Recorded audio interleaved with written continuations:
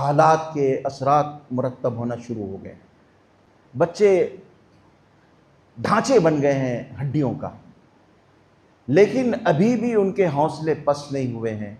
अभी भी उनकी ज़ुबानों से अल्हम्दुलिल्लाह हस्बुनल्लाह व निअमल वकील।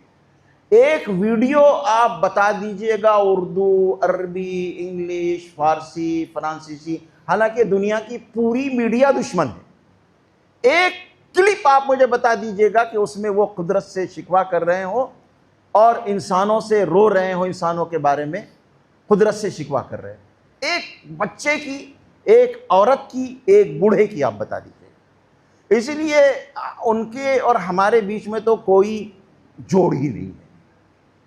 हम जो है मुनाफिक हैं, वो मोमिन है।